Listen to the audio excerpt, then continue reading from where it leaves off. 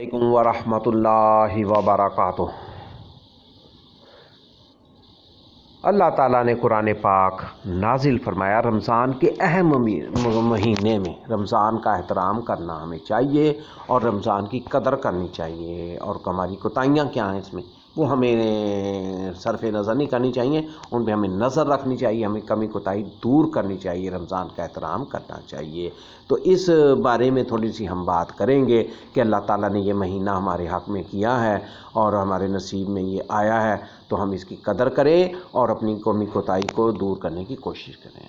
اللہ تعالیٰ نے اس کائنات میں جتنی مخلوقات پیدا کی ہیں، اللہ کی بے بہا مخلوقات ہیں، ان گنت مخلوقات ہیں، کچھ ہمیں پتہ ہے، کچھ نہیں بھی پتہ، کچھ دیکھیں کچھ نہیں دیکھیں، تو ان میں سب سے افضل و اشرف انسان کو اشرف المخلوقات بنایا۔ تمام مخلوقات میں سے انسان اشرف و افضل ہے۔ یہی وجہ ہے کہ وہ انسان سے بہت محبت کرتا ہے، اللہ تعالیٰ انسان سے بہت محبت کرتا ہے، اور اس کے لیے نعمتیں اور اس کے لیے رحمتیں نازل کرنے کا اللہ تعالیٰ بہت یعنی اس کو خوشی حاصل ہوتی ہے۔ اللہ تعالیٰ یہ نہیں چاہتا کہ بھئی ہم آگ میں جلیں ہیں جی، وقفے وقفے سے ایسے مواقع انسان کو اللہ تعالیٰ دیتا ہے جس سے یہ اللہ کے نزدیک زیادہ قریب ہو سکے، اللہ کا قرب حاصل کر سکے، اس کی رحمتوں کو سمیٹ سکے۔ تو بھائیوں، ساتھیوں، بہنوں، دوستوں، تو یہ ان نعمتوں کا ہمیں مستحق ہونا ہے، رحمتوں کو ہمیں سمیٹنا ہے، اپنی کوتاہیوں کو معاف ہم کرا سکیں، اپنے نام اعمال کو پاک صاف کرا سکیں۔ رمضان المبارک کا مہینہ ان تمام مواقع میں سب سے اعلیٰ حیثیت ہے، یہ بہت اہم موقع ہے۔ صرف اس ایک مہینے میں اللہ تعالیٰ مختلف انداز سے رحمتوں کی برسات کرتا ہے۔ اس ماہ رمضان میں، اس ایک مہینے میں 11 مہینوں کی نسبت بہت زیادہ رحمتوں کی برسات ہوتی ہے۔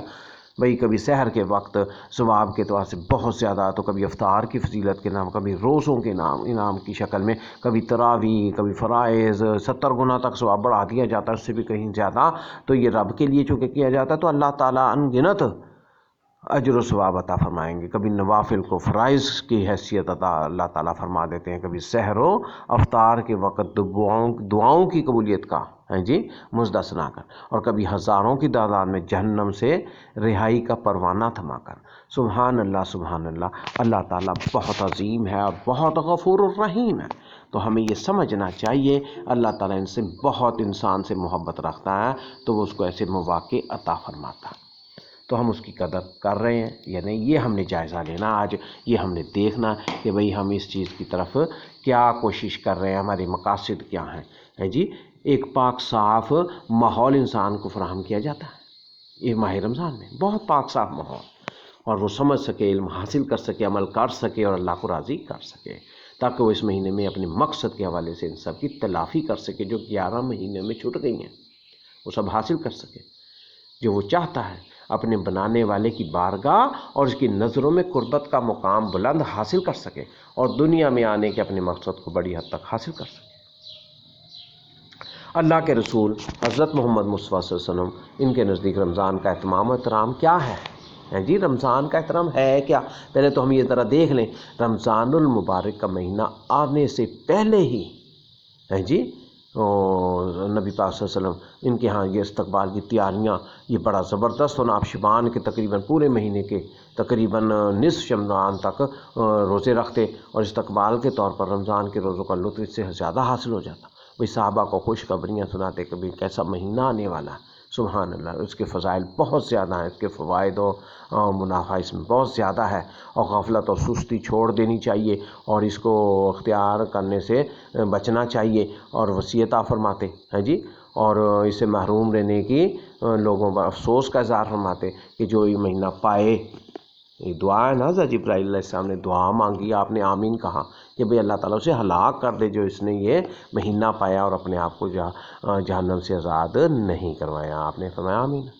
تو اس سے آپ اندازہ لگا سکتے ہیں کہ اس کا کتنا اہتمام ہے اور کتنا اس کا ثواب ہے اور کتنی فضیلت ہے جی۔ تو رمضان المبارک میں آپ کے چہرے کا رنگ متغیر ہو جاتا، زیادہ سے زیادہ عبادت، تلاوت، قرآن پاک پڑھنا اور دوسرے کار خیر کی فکر ہمیشہ آپ کے قلب و دماغ پر چھائی رہتی، دعاؤں کا اہتمام بڑھ جاتا، اللہ کے آگے ندا پکار بہت زیادہ کرتے، راحت و آرام اور بستر کو الوداع کہہ دیتے، بہت زیادہ سونا اور آرام کرنا اور بسترے اور یہ چیزیں تو اس کو آپ اوائڈ کرتے اور ان کو الوداع کہہ دیتے جی، یعنی کہ بالکل ہی نہ سونا، تو یہ بھی عبادت میں لکھا جاتا، تو انسان اس قدر ہو کہ وہ حشاش بشاش سے رہ سکے، تو بہت زیادہ غفلت کرنا، سستی کرنا اور سونا تو یہ مناسب نہیں۔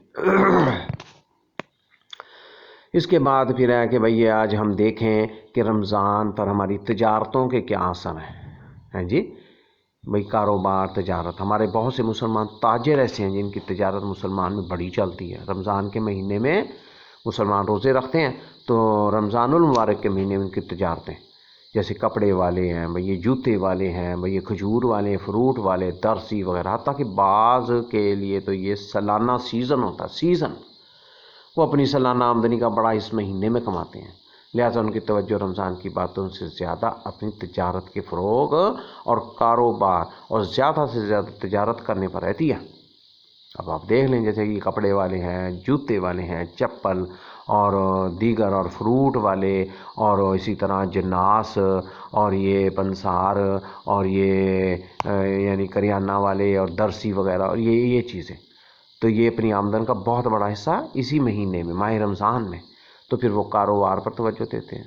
حتیٰ کہ بعض تو ایسے بھی ہیں جو اپنے کاروبار کے چکر میں تراویح نہیں پڑھتے، بعض تو روزہ نہیں رکھتے ہیں جی، اور رات کو دکانیں اور کاروبار چلانے کے چکر میں فرائض، دن میں روزہ نہیں رکھتے اور رات کو پھر تراویح اور فرائض نماز اور یہ کہ جی بعد میں، اور یہ چیز کاروبار کے چکر کی وجہ سے، تو بعض نوافل کا اہتمام نہیں کرتے، بعض قرآن کریم کی تلاوت نہیں کرتے، ان کو معمولی لے لیتے ہیں، کوئی ایسی بڑی بات نہیں ہے جی، یہ معمولی نہیں ہے، اور بعض تو ایسے ہیں کہ روزے سے بھی محروم رہ جاتے ہیں۔ اللہ اکبر، استغفر اللہ، استغفر اللہ، یہ کیسی محرومی کی بات ہے کہ رمضان جیسا متبرک مہینہ ایک مسلمان بغیر روزے کے گزارے اور کاروبار کی لالچ میں، اور وہ کاروبار جو دولت اور یہ جو وسائل وہ کما رہا ہے وہ ساتھ نہیں لے کے جانے والا ہے جی، جو اس کو کرنے کا حکم ہے وہ چھوڑ رہا ہے، تو آخر ایک ایمان والا اس کی ہمت کیسے کر سکتا ہے؟ بغیر روزے کے کیسے وہ یہ مہینہ اور دن یہ گزار سکتا ہے؟ تو یہ محرومی، یہ بد نصیبی ہے، انتہائی درجے کی بد نصیبی اور محرومی ہے۔ تو رمضان المبارک کی بے احترامی اور بے وقتی ہے یہ اللہ کے نام کو ٹھکرانا اور اس سے منہ موڑنا۔ اور بعض لوگوں کو شبہ ہوتا ہے کہ اپنے لیے اہل و عیال کے لیے روزی کمانا بھی تو یہ شرعی فرض ہے، بھائی یہ بھی تو واجب ہے، یہ تو فرض ہے روزی کمانا۔ یہ بے شک یہ کچھ بات درست ہے، لیکن نماز چھوڑ کر، روزے چھوڑ کر اور اللہ تعالیٰ کے احکام کو توڑ کر جو روزی کمائی جائے وہ پیٹ کی بھوک تو پہنچا سکتی ہے، راحت پہنچا سکتی ہے، لیکن دل و دماغ کی تسکین کا باعث اور اجر و ثواب کا باعث نہیں بن سکتی۔ وہ حرام و حلال کے درمیان اس چیز کو سمجھنا چاہیے اسے۔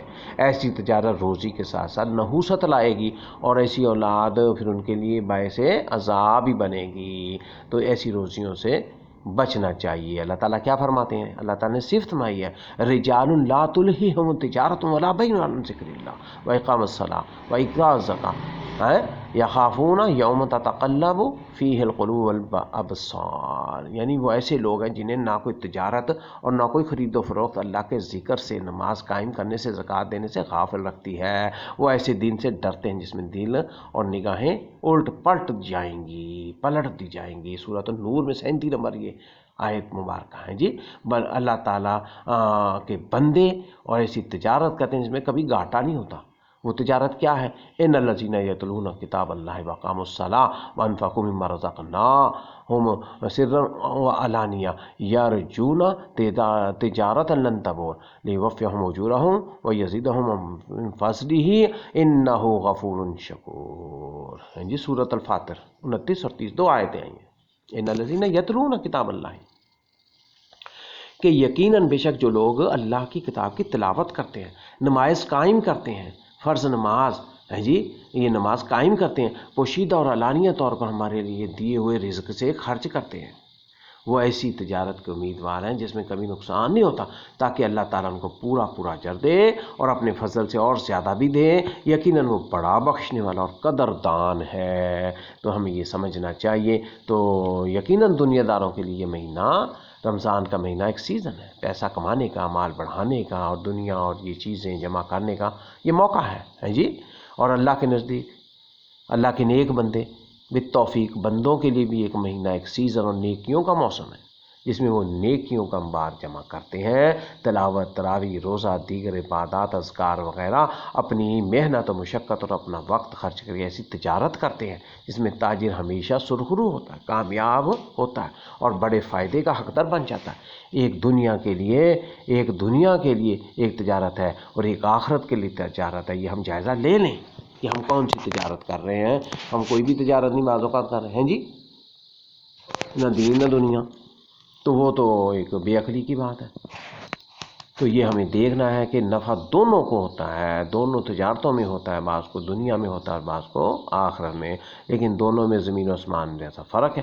جیسے اللہ تعالیٰ نے آیت میں بیان فرما دیا، المال والبنون زینۃ الحیات الدنیا والباقیات الصالحات خیر عند ربک ثوابا وخیر امالا۔ سورۃ الکہف میں فرمایا 26 نمبر آیت میں، المال والبنون زینۃ الحیات الدنیا، مال اور اولاد دنیاوی زندگی کی زینتیں ہیں، اور جو نیکیاں وہ ہمیشہ رہنے والی ہیں۔ والباقیات الصالحات خیر عند ربک ثوابا وخیر امالا، اور آپ کے رب کے نزدیک ان کا ثواب بھی بہت بہتر ہوگا، اور ان کے ساتھ وابستہ توقع اور اس کا نتیجہ بہت اچھا ہوگا آخرت کے لیے، چونکہ تو اسے ہمیں امید بھی رکھنی چاہیے۔ تو جو لوگ روزے نہیں رکھتے وہ کس درجے محروم اور بد نصیب ہیں، یہ ہمیں سمجھ لینا چاہیے جی۔ تو یہ رمضان ایک سیزن آیا، یہ کاروبار ہے، یہ تجارت ہے، یہ اللہ کے لیے آخرت میں نیکیوں کا انبار، نفع نقصان، یہ ہمیں سمجھنا چاہیے، دیکھنا چاہیے۔ تو اس لیے یہ فرمایا کہ اللہ کے رسول نے انہیں اپنا دشمن قرار دیا۔ اس اندازہ ہم اسے لگا سکتے ہیں، رسول اللہ علیہ وسلم کی وعید ہے، ثلاث من حفظہن فہو ولی حقا ومن ضیعہن عدو حقا الصلاۃ والصیام والجنابہ۔ ترجمہ کیا؟ 3 چیزوں کی حفاظت، جس نے کی وہ واقعتاً میرا دوست ہے، اور جس نے ضائع کیا وہ در حقیقت میرا دشمن ہے۔ نماز، روزہ اور جنابت۔ یہ حدیث نمبر ہے 8961، المعجم الاوسط للطبرانی۔ تو یہ ہمیں دیکھ لینا چاہیے۔ تو یہ فرمایا گیا ہے، اور ویسے بھی قرآن پاک بھرا پڑا، بار بار فرمایا وَأَقَامُوا الصَّلَاةَ، اور نماز قائم کرو اور نماز ادا کرو اور نماز پڑھو، اور 5 وقت کی نماز اور نماز نفل۔ تو اسی طرح صیام اور روزہ، یہ ارکان اسلام بھی ہیں، ان کے بغیر اسلام مکمل نہیں ہوتا، یہ فرائض ہیں چونکہ۔ تو اس وجہ سے ہمیں یہ تھوڑا سا خیال رکھنا چاہیے، دیکھنا چاہیے۔ اسی طرح بازار میں دیکھتے ہیں بہت سے لوگ رمضان جیسے سنہری موقع کو منظم نہیں کرتے، پہلے سے اس کی تیاری نہیں کرتے، رمضان میں پیش آنے والی ضرورتوں کا پہلے سے انتظام نہیں کرتے جی، عید کے انتظامات بھی قبل اس وقت نہیں کرتے۔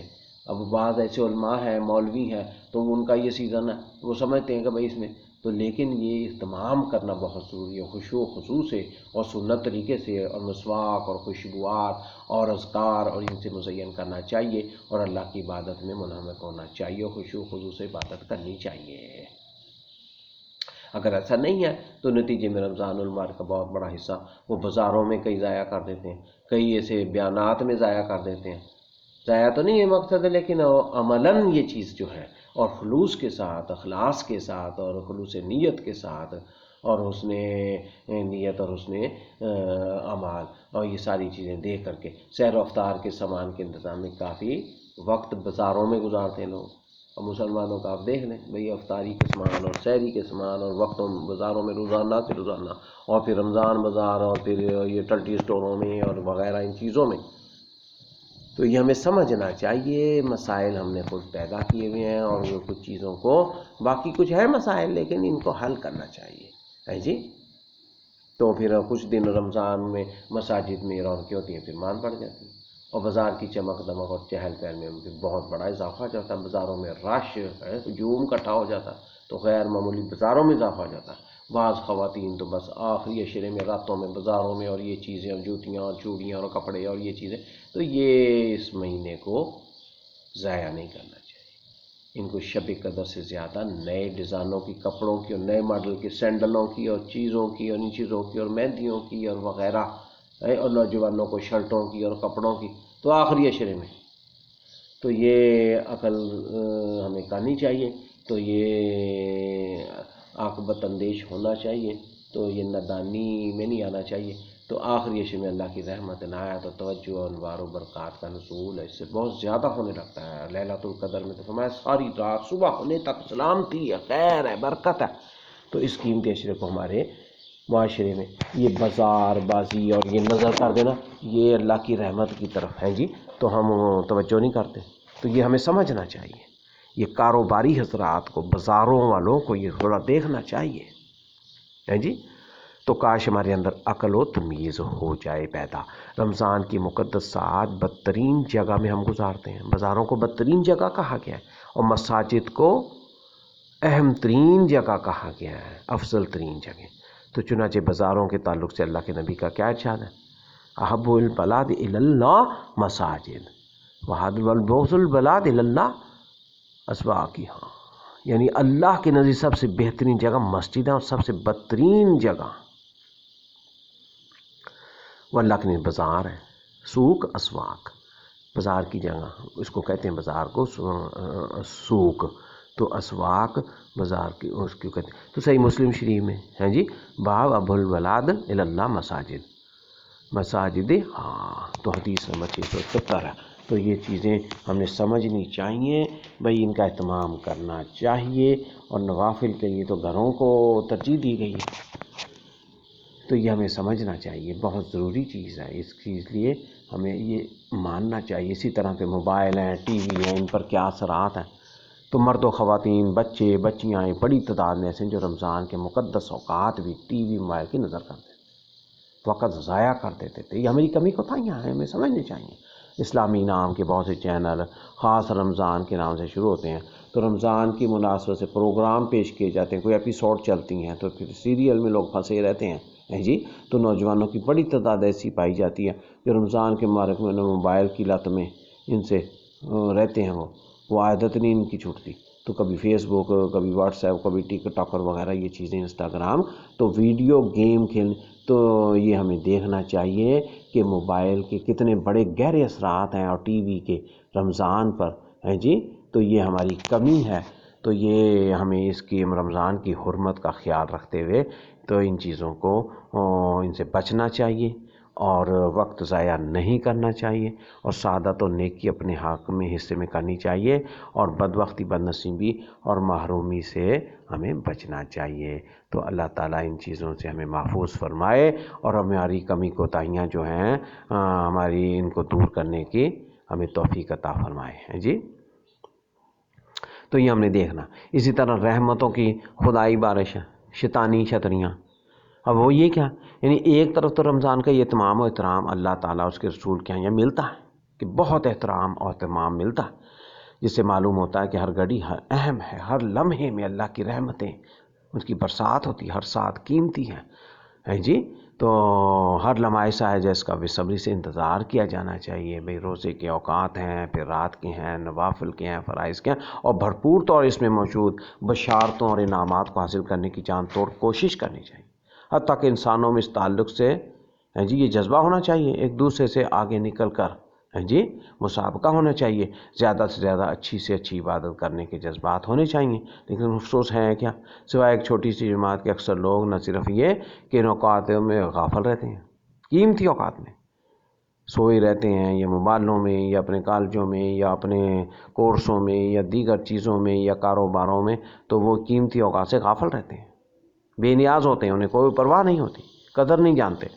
تو بلکہ بعض تو ایسے مبارک لمحات میں بھی نفس اور نفسانی خواہشات کے قید و بند میں جکڑے رہتے ہیں، جبکہ شیاطین کو جکڑ دیا جاتا ہے، جہنم کے دروازے بند کر دیے جاتے ہیں، اس کے باوجود نفسانی خواہشات کے دل داتا ہیں جی، تو انہوں میں وہ جکڑے رہتے ہیں، اپنے آس پاس ایسا ماحول بناتے ہیں جی، تو وہ چھپ کے یا وہ کبھی ظاہراً اور یہ کھانے پینے کا تمام اور ایسی مجالس گرم کرنے کی کوشش کرتے ہیں، تو کوئی نیکی، کوئی سعادت مندی اور کوئی ثواب ان تک کہیں یہ پہنچ ہی نہ کہیں جائے۔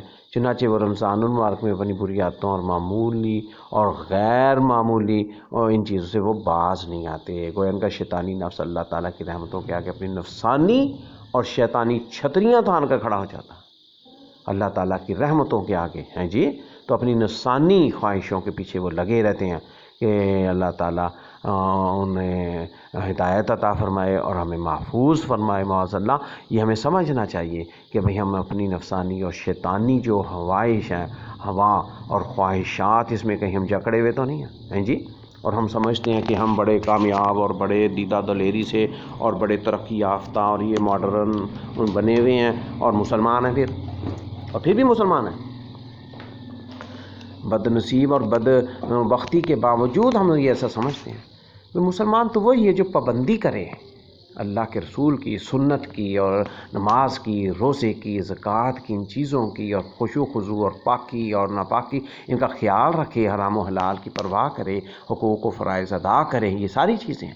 یہ ہے رمضان، ہاں جی، کمی کوتاہی ہمیں دور کر لینی چاہیے، تو یہ بہت ضروری چیز ہے۔ اسی طرح پھر نبی پاک صلی اللہ علیہ وسلم نے تو یہ جو لوگ ہیں بھئی یہ ناقد، رمضان کے ناقدر ہیں جی، ان کو تنبیہ بھی کیا، اس مبارک مہینے کی ناقدری کرنے والے کو جبرائیل علیہ السلام نے اس طرح بد دعا دی ہے کہ وہ ہلاک ہو جائے، برباد ہو جائے، وہ شخص جس نے رمضان کا مہینہ پایا پھر بھی اس کی مغفرت نہیں ہو سکی، جہنم سے اس نے آزادی حاصل نہیں کی، جس پر آپ صلی اللہ علیہ وسلم نے آمین کہی۔ یہ حدیث مشہور ہے جی۔ آپ نے ایسے شخص کے بارے میں کیا فرمایا؟ وہ بدبخت ہے، وہ شخص جو اس ماہ مبارک میں بھی رہا، اس میں موجود بھی ہے، اس کو یہ مہینہ ملا بھی ہے، اور وہ محروم رہا ہے، اس نے مغفرت نہیں کروائی، تو آپ نے آمین فرمایا۔ تو اس لیے ہمیں ان چیزوں کا خیال رکھنا چاہیے۔ نبی صلی اللہ علیہ وسلم کی وعید ہے کہ جی اگلے 1 سال تک کے فرشتے پر لعنت کرتے رہتے ہیں، یعنی ایسی کچھ حدیثوں میں بھی ایسی بات آتی ہے۔ تو یعنی جب آپ نے جبرائیل علیہ السلام نے بد دعائی کر دی کہ بھئی وہ برباد ہو جائے، تباہ ہو جائے، تو آپ نے پھر آمین کہا۔ اب آپ دیکھ لیں، اس سے بڑی بات نہیں ہو سکتی کہ نبی پاک صلی اللہ علیہ وسلم بھی کہہ رہے ہیں کہ یہی بات صحیح، آمین آپ نے فرمایا، آمین آپ نے آمین فرمایا، آمین جبرائیل کی اس دعا پر۔ تو یہ چیزیں ضروری ہیں۔ کئی رمضان کے ناقدروں کے بارے میں رحمۃ اللہ علیہ نے کیا فرمایا ہے جی، اللہ تعالیٰ کو کوئی ضرورت نہیں کہ ایسے لوگ بھوکے پیاسے رہیں۔ اب آپ دیکھ لیں، کوئی ایسی باتیں نہیں ہیں، وہ قدر نہیں جانتے تو وہ بھوکے پیاسے رہیں اور وہ باقی چیزیں ایسی نہیں چھوڑتے، یعنی اللہ کے ہاں ان کے اس عمل کی کوئی وقت اور اہمیت نہیں، ایسا بھی پایا جاتا ہے۔ تو یہ کوشش کر لینی چاہیے کہ خدا نخواستہ کہیں ایسا نہ ہو کہ ہم رمضان کے محروم لوگوں میں شامل ہو جائیں، بجائے سعادت مندی بدبختی کے ہمارے ہاتھ آئے، بجائے رحمت اللہ کے فرشتوں کی لعنت ہم ببر سے اللہ تعالیٰ ہمیں محفوظ فرمائے، اور نہ جانے ان سب کی تلافی کے لیے اگلا رمضان ملے نہ ملے، تو اللہ تعالیٰ سے ہمیں یہ کوشش جاری رکھنی چاہیے۔ تو رمضان مبارک موقع کو غنیمت سمجھنا چاہیے، اس کے ایک ایک ساتھ کو، ایک ایک گھڑی کو، ایک ایک لمحے کو ہم قدر قدر کرنے والے بنے، قدر ہم اس کی کریں، روزہ، تراویح اور اعتکاف اور تلاوت قرآن پاک اور دیگر باتوں کا بہت زیادہ اہتمام کریں۔ اس مقدس مہینے میں ہر طرح کے گناہ سے پرہیز کرنا بے حد ضروری ہے، بہت ضروری ہے کہ گناہ سے بھی پرہیز کیا جائے، عبادت کے ساتھ ساتھ ان چیزوں سے اور خواہش نفسانی سے، اور جو چیزیں جائز ہیں اور روزے کی حالت میں ان پر پابندی ہے، منع کیا گیا ہے، تو ان کو بچانا ضروری ہے۔ اپنے آپ کو رمضان کی مخصوص عبادتوں کے لیے زیادہ سے زیادہ فارغ کر لینا چاہیے۔ اللہ تعالیٰ زیادہ سے زیادہ توفیق عطا فرمائے اور رمضان المبارک کی قدر کرنے کی ہمیں توفیق عطا فرمائے اور علم عطا فرمائے، اور اس پر عمل کرتے ہوئے ہم گامزن ہو جائیں اور مسابقہ کرتے ہوئے جی آگے بڑھنے کی کوشش کریں۔ اللہ تعالیٰ قبول و منظور فرمائے۔ وآخر دعوانا ان الحمد للہ رب العالمین۔ والسلام علیکم ورحمۃ اللہ وبرکاتہ۔